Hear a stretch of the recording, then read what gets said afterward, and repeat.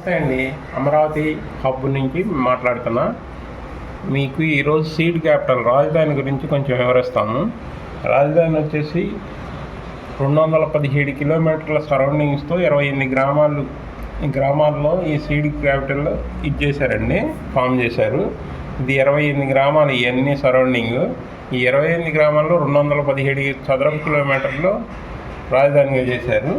ఇందులో ఈ river front belt వచ్చేసి రివర్ ఫ్రంట్ అండి. ఇది కృష్ణానది ఒడ్డున 4 లైన్స్ రైన్ ఇలా మొత్తం క్యాపిటల్ మొత్తం వస్తుంది ఈ 4 లైన్స్.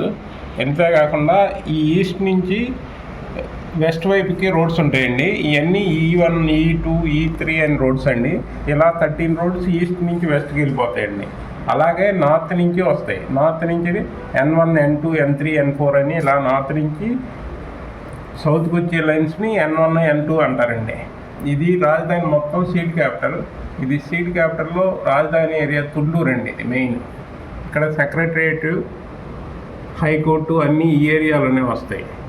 ఈ E3 రోడ్ ఇదే సీడ్ యాక్సిస్ రోడ్ అని ప్రజెంట్ నడుస్తుంది. ఇదే సీడ్ యాక్సిస్ రోడ్ అండి. ఈ సీడ్ యాక్సిస్ రోడ్ మెయిన్ అంతా రాజధాని మెయిన్ ఏరియా ఈ ఏరియాలోనే ఉంటుంది.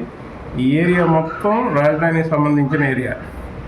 ఇందులో మంచి ప్లానింగ్గా ప్రణాళిక ప్రకారం డెవలప్ చేస్తున్నారండి. ఇందులో villages, educational hubs, industrial area, agriculture area ఇలా అన్నీ డివైడ్ చేశారు.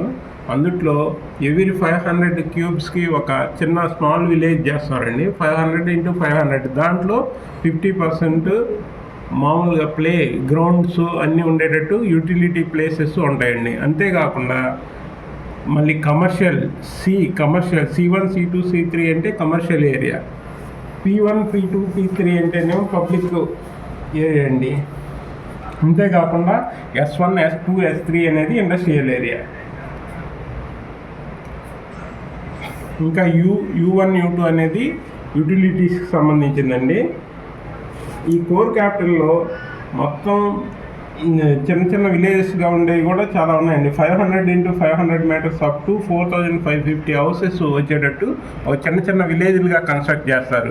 ఎవ్రీ 500 మీటర్స్కి utility places, playgrounds, walking tracks అన్నీ ఉంటాయండి ఎవ్రీ 500 మీటర్స్కి.